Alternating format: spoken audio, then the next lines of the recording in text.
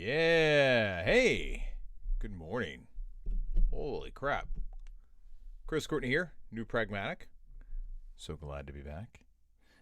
It's Tuesday morning, October 1st. Welcome to fall. I mean, it's really fall now. Like it was fall like for a week, but it wasn't really fall. Now it's fall. Like leaves are beginning to change. And excuse me. It's funny how long congestion will last. Uh, we're gonna jump into a couple different things today. That we don't have a lot in the queue this morning. I've actually cleared out the queue, but I want to talk about surveys and funnels this morning because that appears to be where a lot of people are like right at that spot. And Kara, I know that you're coming up on that spot, so I wanted to take a minute to talk about basically the importance of surveys and how we use them here.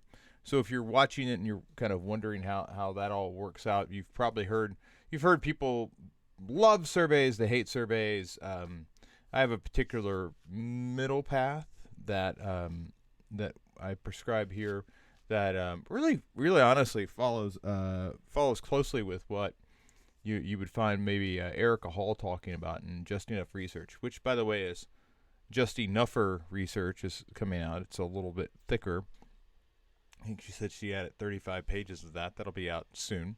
Speaking of books that are out soon, How Charts Lie. This comes out in like 2 weeks, and good friend of the program, Alberto Cairo, sent us a early copy of it.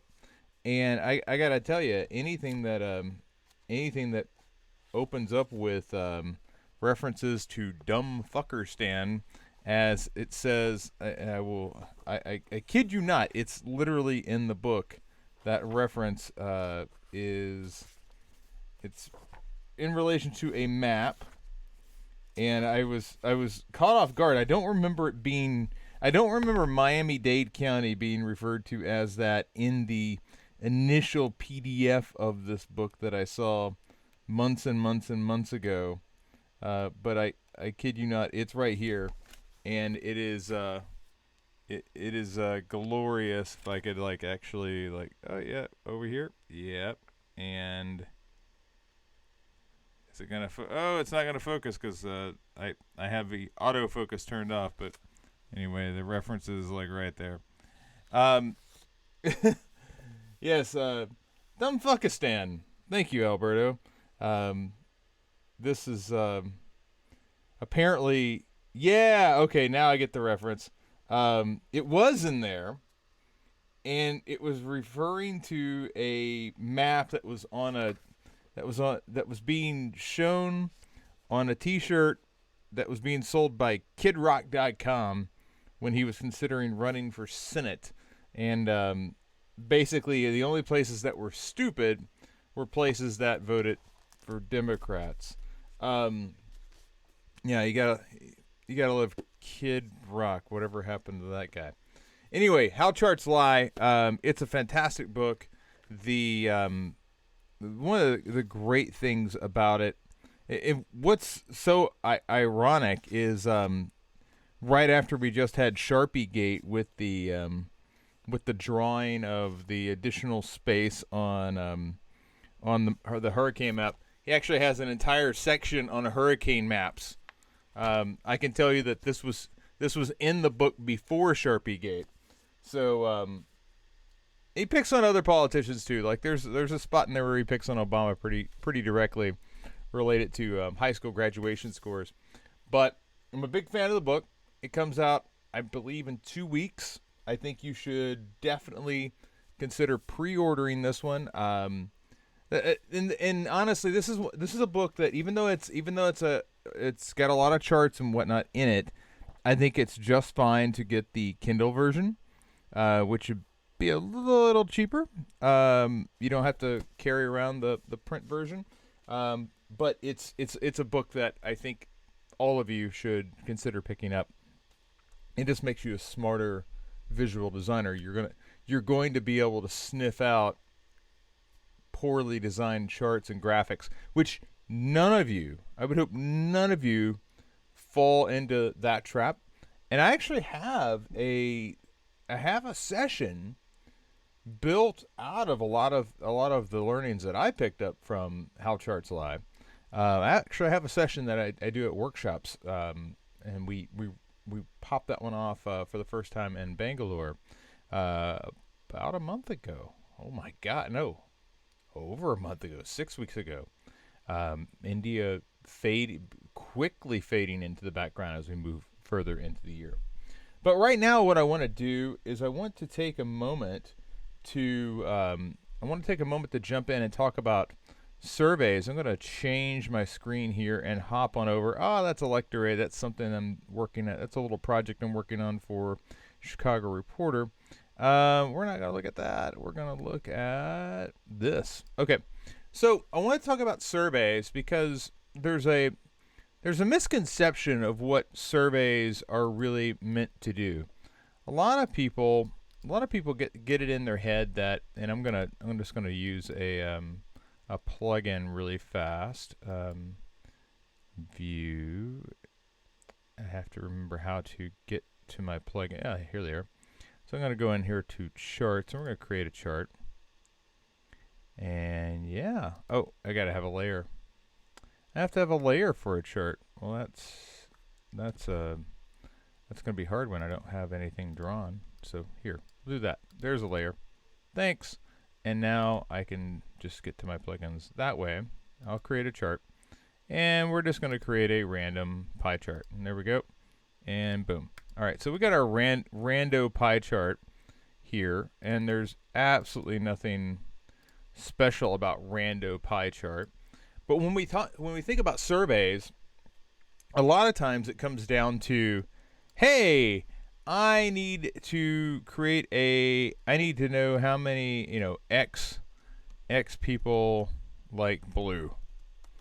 And this is what we think about when we think about surveys. We think about, oh, we're going to produce some data, and that data is going to be really important to our project. And actually, that's really not how we use surveys, okay? I want you to think of surveys as like a marketing funnel. And for a marketing funnel, I really want to look at it like this. So instead of X people like blue, this is I sent survey 42 people.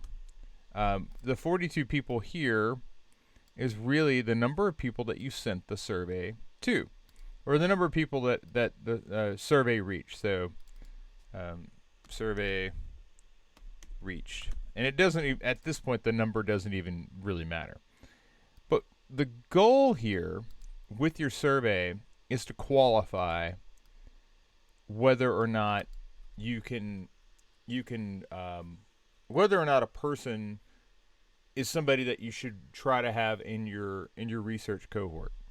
And a research cohort, when we're talking about research cohorts, a research cohort is really just a group of people that you will reach out to over and over again over the course of your projects for a company, and they help you determine whether you're building the right things or not.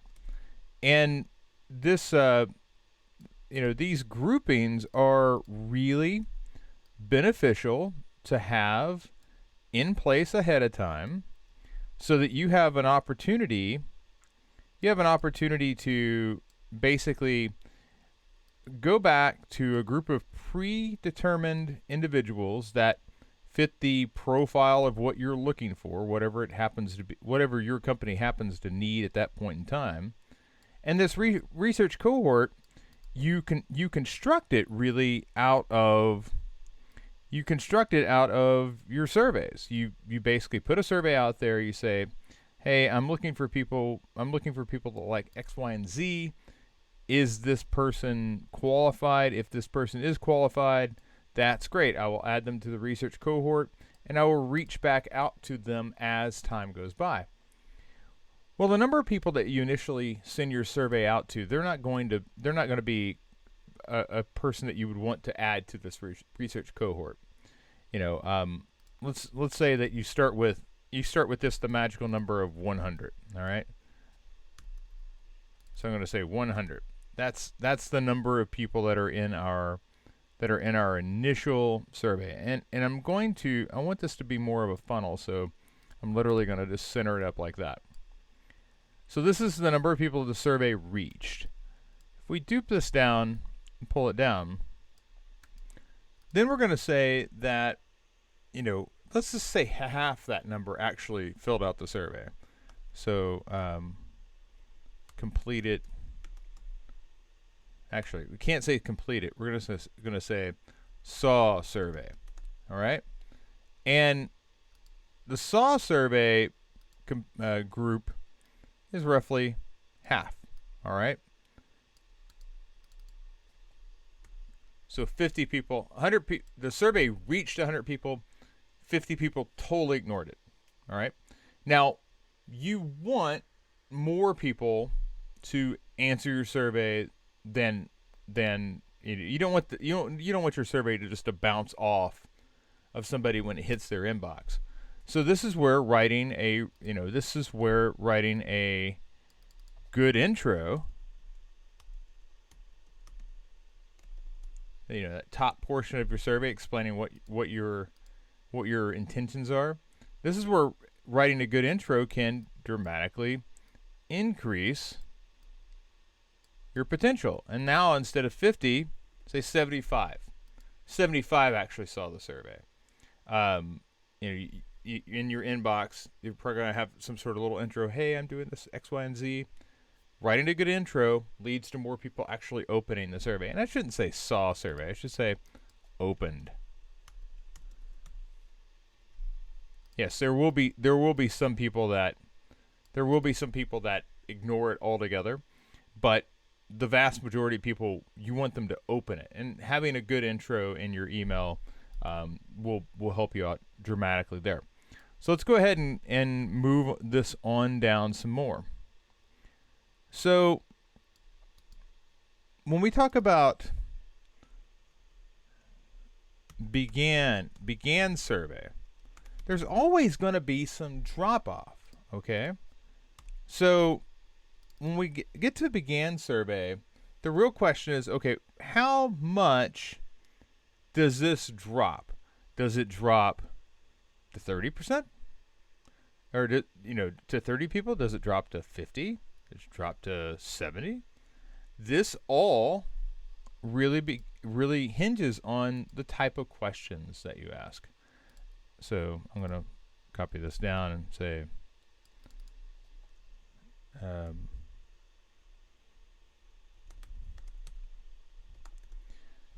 and this is typically a spot where I've noticed that some people are struggling. When we get, I'm going to move all this over a bit so we can get some real space here. When we begin writing our survey, you always want to begin with a question that relates to the intro. All right, and if the intro talks about I'm surveying vegan options, okay, and this question here is not vegan related.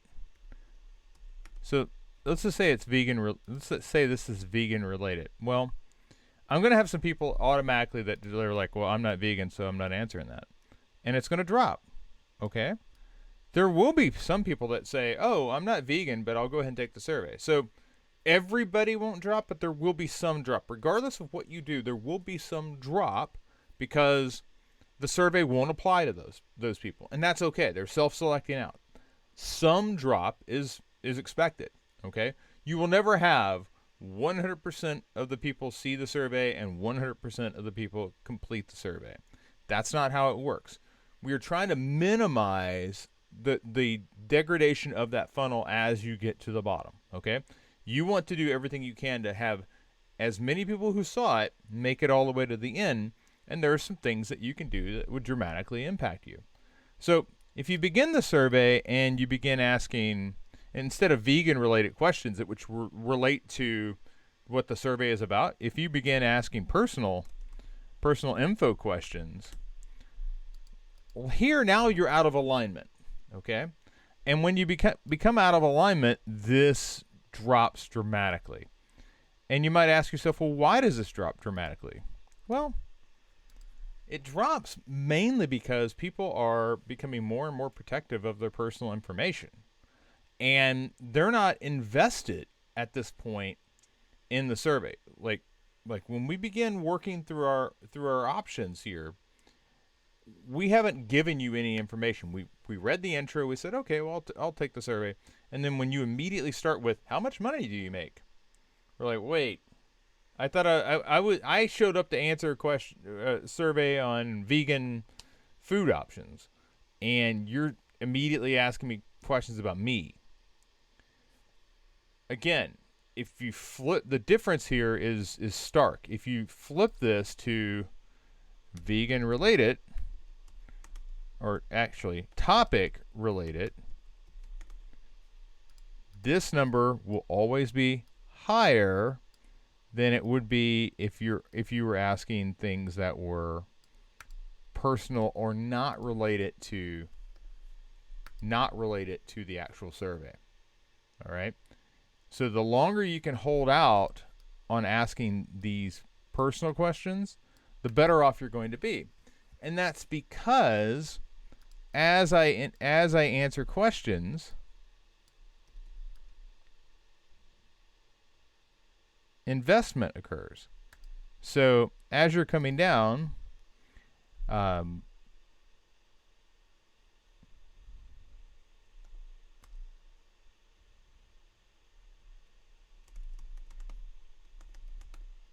not going to say complete survey yet, but survey progress. As you're coming down,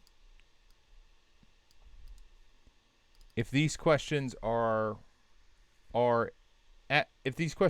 following in line of being topic related, you're going to see a rise in investment. And what that means is these people are, the further down they make it, the less likely they are to leave. Some people will abandon. And those abandonments aren't always related to you. They could be filling out the survey and get distracted. They could be filling out the survey and need to run to a meeting. Like, oh, I was going to try to fill this out and then I had to run off to a meeting. Things come up, okay? Some of that abandonment as you go further and further down is related to you're competing against things that are directly in front of them, and sometimes those things simply require more of their attention. But the further down they make it, the more likely they're going to finish it because they are now invested. Okay? Once you get down to the bottom where you're now asking personal info, this is I'll just say personal info is really toward the end. This is where they're less likely to bounce when you ask them the questions about where do you live at, what's your income range, what's your education level, things like that, things that are more about them, and it paints a picture of who's taking the survey. Once you get down here, they're less likely to bounce because they've already answered all the other questions above. You don't want to piss them off. And one of the ways you can make people mad, the gender pronoun thing, it's like a hot topic. Try to be as inclusive as you can. Additionally, race. One of the ways that you could just leave that wide open is not to offer a multiple choice, just to say, what is your gender? What is your race? And leave it open, and they could answer whatever they want. If you are going to make it multiple choice, you need to have a wide range of options, and then have an other. You do not want to go with the man, woman, other. That's just like don't do that. Also, if you're going to go with race, try to stay with politically correct terms, or again, just leave it a blank field for them to type in what they consider their race to be. Um, the other question that I always always come down to is, before adding a question, ask yourself the following: do I really need this information? And that ultimately is the big thing that when we're talking about collecting information overall, this is an ethical question that we have to stop and ask ourselves anytime our organizations are needing or pushing us to get more information. And marketing will always push you to get more information. You have to ask yourself, do we really need this information? Because the longer the survey, the more likely people are going to drop off. Even though I've got a rise in investment, the further down I go, at some point that breaks. At some point it becomes, wow, this is like 20 questions long. I'm out of gas. Okay? So know that somewhere between 10 and 20 questions, you have a drop off. So I always try to keep my surveys relatively short. I would say no more than 10 questions in a survey. And here's a big reason why. I actually don't use surveys for data. I'm not looking for the survey to tell me anything substantial about how the user uses a particular product or does a particular thing. I'm looking for people to add to this research cohort, because I want to have people to run, things like, the question that always comes up is, what do you do with the research cohort? Well, a research cohort gives you people to interview. It gives you people to do user testing with. And it gives you people to observe. And observe can be any number of things. It doesn't have to necessarily be testing.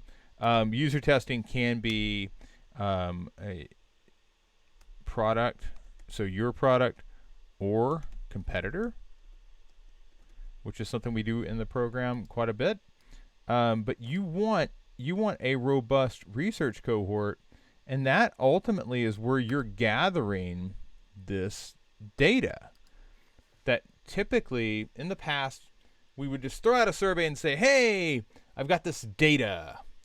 And this is something that, again, the aforementioned Erica Hall has railed against for years, is that bad surveys don't smell. They give you the sense that you're collecting data, but they're not really, you have no idea whether that data is accurate or not, or whether it's useful.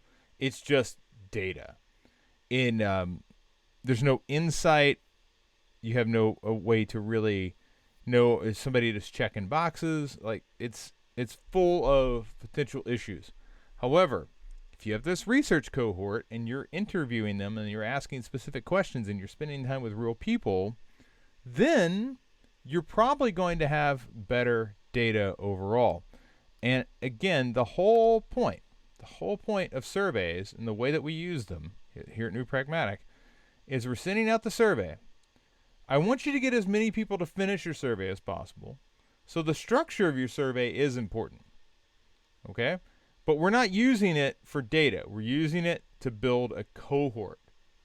And that cohort that's the group of people that you're going to work with to really produce the quality data that's going to drive your projects forward. So I hope that breakdown of kind of how the funnel works, how you should be focusing your information, start with topic. So topic with your open, begin with topic related. Understand that as the progress of the survey goes, the more invested they are. Don't go over 10 questions, okay? Ask yourself if you really need the information, and ask the personal information at the end. The other thing that I would say is where possible, um, you know, I'm just gonna do a quick chart here. Where possible, if you've got questions, and I'm gonna come in here and say, oh, sorry, I'm gonna come in here and say, question 1. If this is question 1, and I could have just could have done that a different way. Actually, I think I could just put no, that would be Phil. Okay, so here's question 1, right? If this is question 1, and I've got question 2 and 3, don't forget to use conditional logic as you're working your way through. This is something that I saw Eve do really well. And I'm going to just come down here to my plugins, and I'm going to go to Autoflow. And Autoflow says, go to plugins, go to Autoflow. So there's 1, and here is plugins 2. So the question is, based on the answer, am I using conditional logic to send people to the right place? Okay?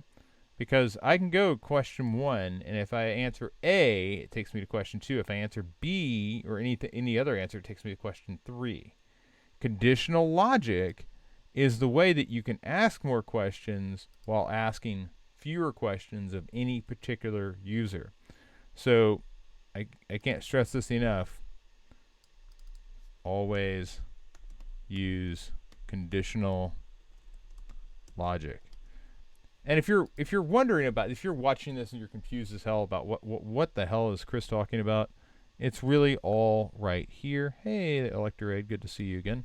Let's hop into new Pragmatic, and that's not going to lead to any URL. Okay, so let's go into the course curriculum for user design, or user experience, surveys, find logic, avoid unanswerable questions, use conditional logic to reroute the participant around questions that do not apply to them. And if you're wanting to know more about conditional logic, here's what a logic jump is in Typeform, and it kind of walks you through how to do that. Okay? So that is really all that I have for this morning. I do think that surveys are really important aspects of your research process. They are not for data gathering, though. And again, people who've been through my programs in the past, they say, hey, Chris, like I took your course over at Block or Thinkful or whatever, and you had an entire thing on surveys and how to write a good survey and how to get that data and what to do with it. And it's like, yeah, I did. Yeah. And I've changed my mind on surveys. I see the inherent flaw in them, and that's why I don't teach using surveys that way anymore. But I also didn't get rid of them. I've moved the bar and said, okay, you can write surveys, you can use them, and they're really helpful for building research cohorts, but otherwise I'm not all that interested in them.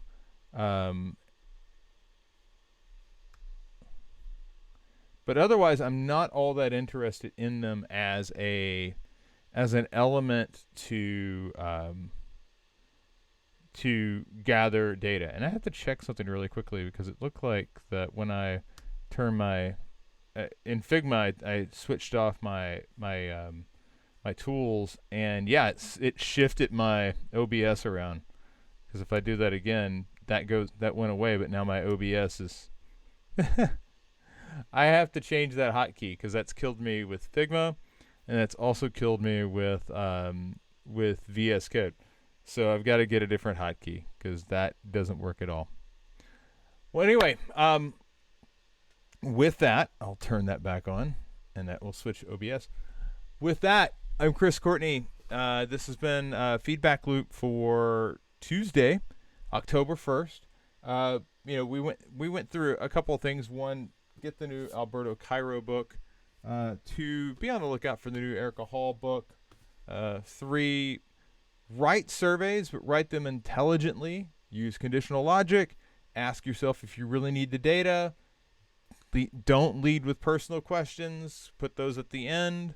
And understand that if you have a good intro, you're going to retain more of those people that initially see the survey, and they'll probably make it all the way to the end. And from that, you'll have a chance to build a robust research cohort, which is what this whole thing's about anyway. So with that, I'm Chris Courtney. Thank you so much for joining. Can't wait to see some portfolios in the feedback loop tomorrow. But with that, everybody have a great day, and we'll chat soon. Bye-bye.